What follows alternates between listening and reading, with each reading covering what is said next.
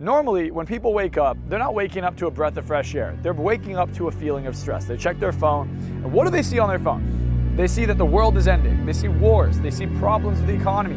They see pandemics. They don't see things that make them happy. They see things that put them in a timeline, literally in a place of stress. And now every decision they make comes from a place of fear, comes from a place of stress. And then what happens in your life? You create more problems. You create more financial burden. You create more problems in your relationship. You create problems with your health. And then by the end of it, you're on a downward spiral and you don't know what to do. So instead of going down that path, you can immediately stop it. At any given moment, if things aren't going well, you can turn things around. You don't have to wait for some lucky day to turn around your financial situation. You don't have to wait 10 years for your relationship to get fixed. Everything can be fixed immediately. And that's what I want to show you in this video is how do I fix everything in a matter of a few minutes? Well, you got to prime your nervous system. If you wake up in the morning and your nervous system is primed for negative stuff, you're going to get negative decisions, negative perception, negative everything. But if I prime my nervous system for what I desire, I change who I am, I change my destiny, I change everything in between. So I'll give you guys a quick story to give you the practical sense of this. When I was younger, I dropped out of college. When I dropped out of college, my mom wasn't supportive of the idea. She wanted me to be a doctor since I was 3, 4, 5 years old. That was her dream, that her son would be a doctor, and that would be her greatest pride.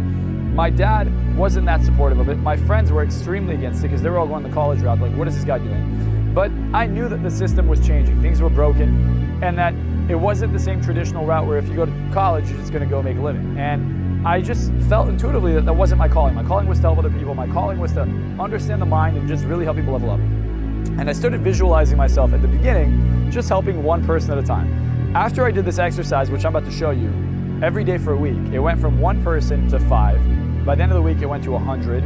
And then by the end of the month, after 30 days of doing this exercise, which I'm about to show you, I was envisioning myself in front of stadiums, in front of thousands of people, changing lives.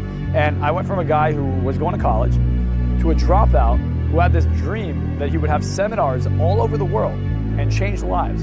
And here I am a decade later, 10 years later, at 27, and I made it happen. So I want to show you what that exercise is, because I swear to God, everything that was supposed to throw me off, my destiny, just based on all the unlucky things that happened to me. I lost my dog since 2nd grade randomly on October 1st, 2017, right before I dropped out of college.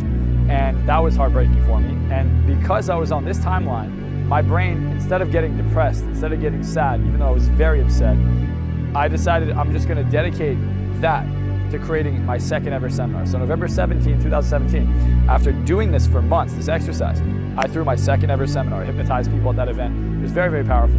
Then January 27th comes 2018, and I lose 2 more dogs. Pretty much everything in my destiny telling me, you are meant to be in a life of melancholy. You're meant to be in a life of suffering. My parents, unbelievable stress. My dad just underwent another heart surgery, and I'm thinking to myself, I'm like, what am I gonna do? Like, nothing is getting better. So I just continued to consistently do the exercise I'm about to show you. And my mind automatically came up with solutions. And at the beginning, it felt like a grind. Like when you go to the gym and you start lifting weights, what happens? You get sore. It's difficult. It's not really, you're not connecting. Well, I kept going and I kept going and I kept going. And eventually what happened? Same thing happens in the gym. You build muscle. I started getting momentum. By the time 2020 came around, right? Pandemic comes around and everyone's going out of business. And I was so primed for this destiny, for this stadium. My brain was like, you're gonna level up. And I went from $25,000 a month, which was the fact that I even got there was impressive to me, in February of 2020, to $300,000 a month by December of 2020, to $1 million a month by April 2021. I was at $1 million a month. And it just continued to scale from there.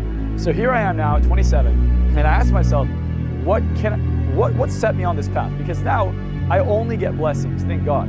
All I get is things that align with the right timeline. But at the beginning, I had so much momentum in one direction, right? If you are driving a car, you're in a train, and you've been on one path for a very long time, even if you course correct, it takes a second for that momentum to stop, for all of the bad things to go away. It takes a second. But if you keep course correcting back to the other direction, eventually you build momentum on the timeline you're looking for, the timeline where you are very successful, the timeline where everything works out, the timeline where you're in the best shape of your life. And in order to build that, it actually starts internally. A lot of the time, if you're on a bad path, things aren't working out, and you look at your external world, your mind is gonna give you reasons for why. it's not going to work out, and it continues to fuel the wrong timeline, and it continues to give you bad luck and bad situations, and people leave you, friends betray you, things don't work out, deals fall through the cracks, you can't figure out what's going on. Well, I want to show you how to turn that around, and this one exercise really was a game changer for me. It's allowed me to make tens of millions of dollars in my career. It's allowed me to help millions of people all over the world, and ultimately it's allowed me to stay on course regardless of what I'm going through. And I feel that being able to go back to the right timeline, be on the right path, just make sure every decision I make is in alignment with where I'm going regardless of what's happening in my life, has allowed me to be consistent over a decade to get to this point. Because at the end of the day, consistency is what creates the result. If you can't be consistent, you'll never get there. So here's the exercise, and I just wanted to kind of highlight why it's important to understand the exercise. So if you wake up in the morning and the first thing you do is you check your phone, your mind is going to focus on negative things. But if the first thing you do in the morning when you wake up is you think about your goals, and I mean you have a clear picture, you know how much money you want to make, you know where you want to live, you know how you want to live, you know what kind of cars you want to drive, you know what they sound like. If you're a girl, you know what bag you want to own, you know what kind of family you want to have, you know whatever career you're looking for, whatever it is that you're looking for, you have complete clarity on it. And it's not like I want a better job. It's not like I want to live in a nicer apartment. You're really thinking big. I mean, as big as you possibly can. You want to have private jets, you want to have mega yachts, all of it. I want you to think about everything. You're making an impact on millions of people's lives. Think as big as possible. Now, you take that thought and you start to see yourself from first person. Like, I want you to look at your hands right now. That's what a first person POV is you see your hands, you see your shadow. You could see the world from your own eyes. You don't even know what you look like. You're not looking at yourself from over here. You're looking at it through your own eyes. And I want you to feel what it's like to be there. And you start to smell the air, breathe the air, literally almost to where it's so real that you're already there and you can feel it in your body. When you do this enough times, what happens? Well, it becomes normal. Now, in neuroscience, one second. Neuroscience shows us that if you imagine yourself being a millionaire, a multi-millionaire, a billionaire before you're there, and you take someone who was already there, and you take their millions of dollars and throw it away, and then you take the person who's not already there but has visualized it, and you look at both their brains, they're going to be very similar. They're going to have pathways from actually having been there. They've conditioned their nervous system. Now, if you condition your nervous system over enough time and you feel like you're there, your mind starts to align with that result. And every decision you make, every place you go, how you show up is different, right? If you had all this money, you had a beautiful body, you had everything you were looking for, the family, the love, how would you show up? Would you be confident? Would you stand taller? Would you project your voice? Would you move around in comfort? Or would you be a bit fearful about every decision you make? And that's the key. The key is that you start wiring your nervous system every day, not just visualizing it, but associating yourself. You see the colors, you think about who's there, you can feel the experience. And now you create a deadline. By when am I going to be here? Am I going to be here in a year? Where am I going to be in 30 days? Where am I going to be in 6 months? And you create these goals and these benchmarks. And now you start hitting them. And it starts happening faster and faster and faster. And now you get this feedback loop that's rewarding this pathway in your brain. Your brain says, wait, thinking like this actually works. And all of a sudden, you're now extremely consistent and you start making it happen. Now, here's why people get messed up. Because it's easy to do at the beginning. At the beginning, you start getting excited, you build momentum, things are working out. And then you hit your first hiccup in the road, your first bump in the road. Something doesn't work out. All of a sudden, the thing that you were excited for fell through the cracks. The deal or the business you launched didn't do as well as you expected. The relationship failed. Someone betrayed you. Right, I had this girl right after my first seminar I was madly in love with, and I thought I was going to date her. I thought this was going to be my girlfriend. She comes to my first seminar and she supports me. She tells me, you're going to do great things. After my first seminar, she comes with me to my friend's house because he was there, and he goes, let's throw a party at my house to celebrate. I had 7 people at my first event. She was one of them, he was one of them, so 5 other people. So we go to his house to throw a party, and she ends up hooking up with my friend. And I didn't know why she did it. I didn't understand. Maybe it was because he was rich and it was his mansion. Maybe it was self-sabotage. But at the time, it really, really hurt me. And I was like, damn, I don't know why that's going on. And that happened in June of 2017. And then I come back, I lock in, I'm like, all right, let's just keep focusing, let's keep working, let's keep studying. My dog dies. And that's, October 1st, 2017, a few months later. Then I lock in again, I do my next seminar, November 17th, 2017. I get really good at hypnosis. And then January 27th comes along, and my 2 other dogs, Picasso and Mona Lisa, they get ran over at the same time. I guess they were running outside together and a car hit them. And I'm sitting there looking at my dogs and I'm heartbroken. And I just understand, I'm like, how is this happening when I know I'm gonna have the stadiums, I know I'm gonna be huge, I know I'm gonna be successful. How is all this happening?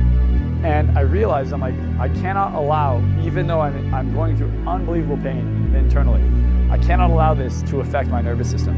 And my baseline, because I'd been practicing and thinking about where I was for months, my baseline wasn't to feel sad, it wasn't to feel sorry for myself, it wasn't to be a victim, it was to empower myself and say, okay, get up. And I'm sitting there looking at my dogs, I'm crying, I'm feeling guilty, and I hear my mom crying in the background through the front door. I was living at my parents' house, and that's where their bodies were. And I'm like, I gotta do something. So I go in my house, I put on the only suit I own, and I walked out of the house. And for like a couple of days, I didn't really come home. I'd just say hi to everyone I saw, and I was selling people left and right on $1,000 to get rid of any fear or phobia they had.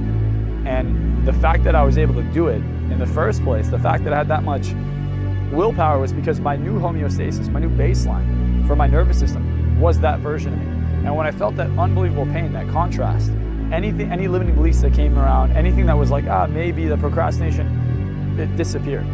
And I'm like, damn, I really waited for things to get horrible to make the change. And this is what I learned about this technique, is it works really well if you're taking action, but when you stop taking action, sometimes the brain needs a kick in the ass. And that kick in the ass is simple. If you wait till things get bad to make a change, things will start getting good, and then you'll go back onto a bad timeline. And then things will get bad again. And then they get too bad, and your brain says, no, let's go back to the good. So I realized, I'm like, the reason that was happening is because although I was meditating and I was seeing myself there and I was envisioning it, I go back to my environment and I was comfortable. My parents were paying the bills, I was living at home, even though I was sleeping out of a chair in the kitchen, because we had bed bugs in my room and I didn't want to sleep with bed bugs, and I didn't sleep that much. It was still comfortable. Like, I could wake up and I was comfortable enough. But then when this happened, it was so uncomfortable because I no longer had my dogs with me who would sleep with me in the kitchen, that it forced me to really question my behavior, my beliefs, what I'm doing.